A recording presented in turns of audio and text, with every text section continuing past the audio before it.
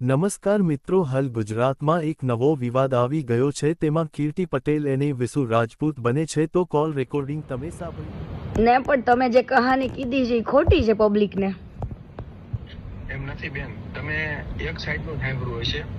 હા, તમે ના ના, ઇન્ટરવ્યુમાં લઈ આવશું ને તમ તારે ભાભીને લઈ આવશો તમ તારે, મને કઈ પ્રોબ્લેમ નથી. 100% કાંઈ વાંધો નહીં. ખાલી મેં કીધું વાત કરવી હતી. મેં કીધું બેન, હું તમે કહેતા હોય તો હું સુરત મળવા આવું હું સુરત નથી અત્યારે. અને બધી વાતચીત આપણે કરી એમ પ્રેમથી તમ તારે. હું કાંઈ એવું કાંઈ કહેવાય નથી માંગતો, હા, પણ તમે બે સાઈડથી આપણે હું એમ કહું. બેવ સાઈડ થી સાંભળેલું છે, તમારું સાંભળી જ લીધું છે ઓલરેડી. તમે તો મીડિયા સમક્ષ કીધું છે. મીડિયા સમક્ષ કીધું છે, 100%ની વાત સાચી છે. એટલે મેં બે બાજુથી વાત સાંભળી છે. તમારી સાંભળી છે ટોટલી વાત, ટોટલી ઇન્ટરવ્યુઝ જોયા બરાબર, અને પછી ત્યાંથી નહીં સાંભળ્યું છે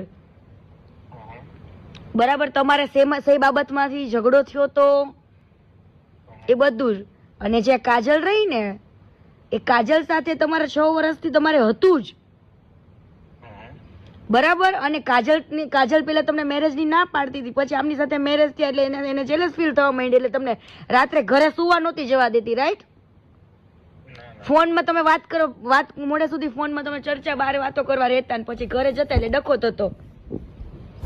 ના એવું નતું. વાંધો નહીં બેન, જી હોય. પણ હું શું કહેવા માંગુ સાંભળો. એમ તમારે 7 વર્ષથી તમારી મિત્ર હતી તો લગ્નમાં કેમ ન આવી? હાલો ઈકો કાજલ ત્યારે ઘરે એલાવું જ નહોતું બેન. કેમ એલાઉડ? અત્યારે આટલું બધું એલાઉડ હોય તો ત્યારે તમારે તમારા મેરેજમાં ન આવવા દે યાર આટલી સારી મિત્રને? નો આવવા દીધી હવે. કેમ ન આવવા દે? અને ચાલુ રાખજો એક આપણે લાલભાઈ રહ્યા ને, કોણ? દલાલભાઈ હા, એમને વાત કરવી હતી કે બેનનો ફોન આવ્યો તો ખાલી મને વાત કરાવવાનું ખાલી. કે તમારી સાથે છે? હે? તમારી જોડે છે?